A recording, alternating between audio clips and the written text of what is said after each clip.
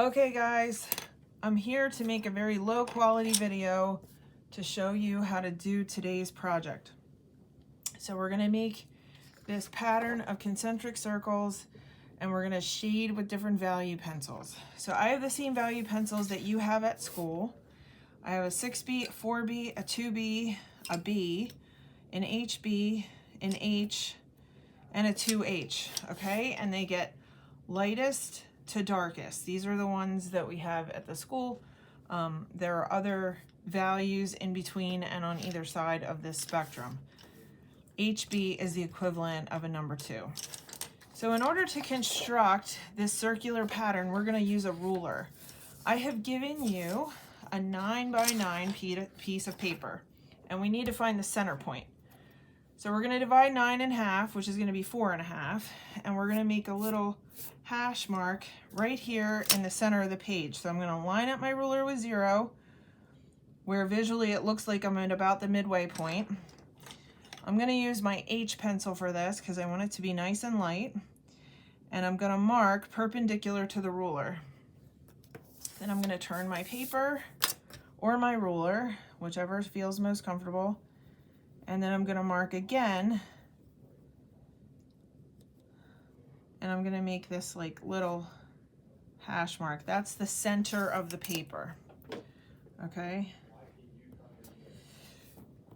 So now I want to mark all the circles. So this center circle is an inch because on the center it's a ½ inch in either direction, and then all of these concentric circles are ½ inch wide.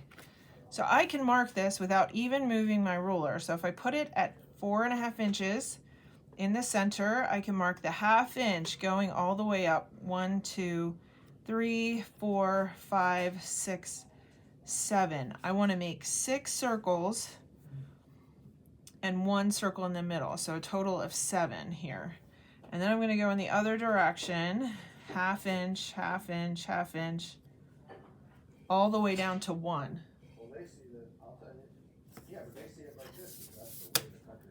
So then I'm going to turn the page and I'm going to do it the other direction.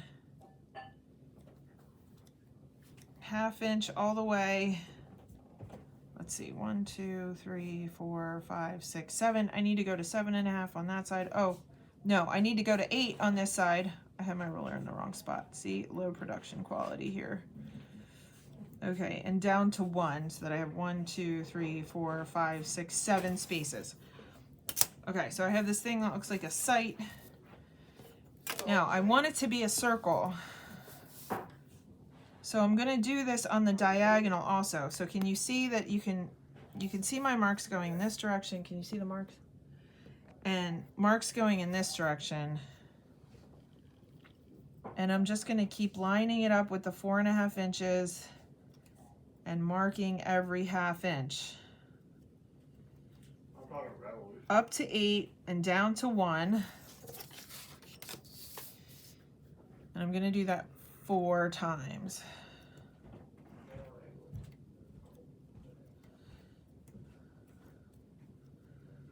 All right, I might switch to a darker pencil just so you can see this better. I don't know how well this is communicating. So I have 1, 2, 3, 4. It looks like a star. Let me use a darker pencil. Let's use a B. And I can start to see that these lines are close enough together that I can draw a circle based on this. And then I'm going to go this way. Okay, so once I get out here, maybe I don't feel comfortable making a circle. Maybe I do, maybe I don't. It's up to you. But if I want more marks, all I have to do is put my ruler back here on the 4.5 and just keep marking on the ½ inch. And I can do this until I feel comfortable making a circular pattern here. So maybe I do this for a while and then I get out to here and I say, oh, I need more marks. So I go back to the 4.5 or anything really. You're just marking on the ½ inch. So wherever you feel comfortable putting it together as a circle, please make him go somewhere else. All right. Okay. So then you're going to turn this into one center circle surrounded by 6 concentric circles. You guys can go ahead and start doing this while I'm finishing.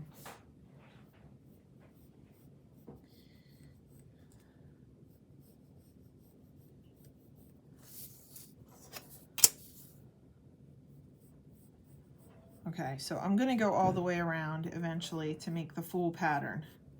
Okay, I've only done part of the circles, but I'm going to keep going until I have a full set of all the circles. And then I'm going to shade. So I'm going to start in the center. I've already started in the center here because this is the darkest one, and because I'm not going to put my hand on this if I start in the middle and work my way out. So I'm going to sharpen this edge. I'm going to make a nice soft pass through the middle, just like we did with the other sphere project. And I'm going to start shading. This is a 6B, so I need to constantly sharpen my pencil to keep it sharp. And I'm not pressing harder at the edge. I'm just laying down more layers. Now a 6B is going to get dull faster than what you're used to with an HB, so you got to watch that. I can turn my pencil a certain number of times in order to get a sharp edge that remains like on the other side of the dull edge. I still have to look for burnishing. I can fine tune this edge to be more sharp. Okay, and if I decide that it's too dark in the middle, I can dab with my kneaded eraser just like we've already learned. Okay, so I could clean this up a little bit more, but I'm gonna start with the 4B. So the next one is 4B, and this is starting out pretty sharp. So I've learned a couple of things from trying to teach this to you guys, so I'm going to try to think of these things to say. This is not an analytical activity. Like, you need your right brain to take over and just make constant visual judgments. So to make a strategy in the beginning is not really going to work. You need to know that you're going to cross in different directions. You're going to cover your tracks. So these previous lines that you made, when you change directions, are going to get covered as you go in an opposite direction. But you need to kind of be continually visually vigilant. But you can check out, this is not something that your logical verbal part of your brain can do. So it is relaxing, but it requires you to constantly react to what you're doing. And the purpose of this activity is really to build some habits and skills. Okay, so we're going to keep working out. You have the hour and a half to work on this, and then you're going to complete the rest of it for homework. So this one's only partially done. I wanted you to be able to see the relationship between the circles and the actual shading.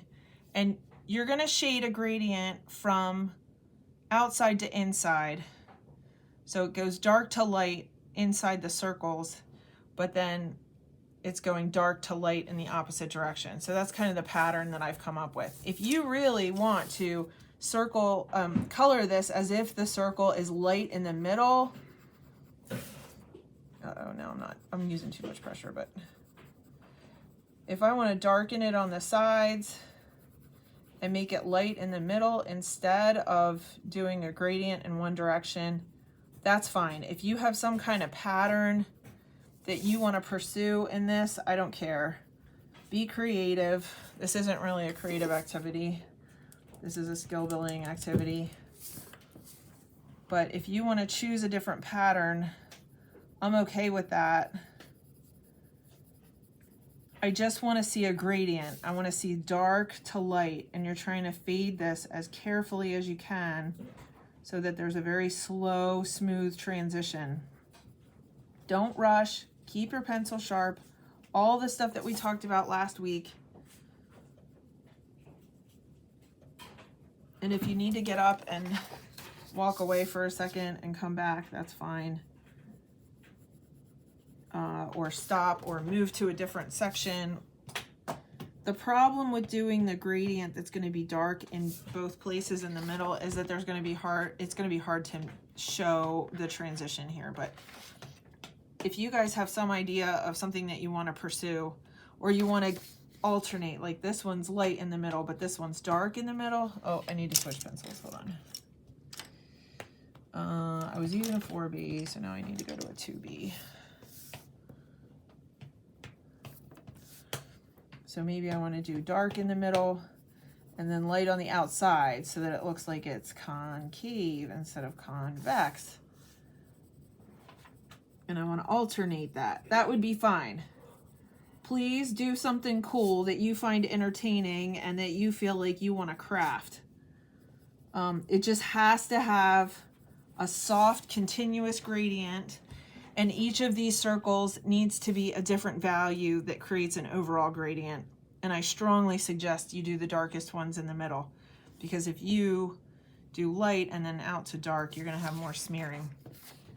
Okay, this goes in your pocket that we made in your sketchbook, and that's where you're going to keep it protected until you turn it in to me next week. If there are any questions, ask somebody who seems like they might know. All right, thanks guys. I'll see you when I get back.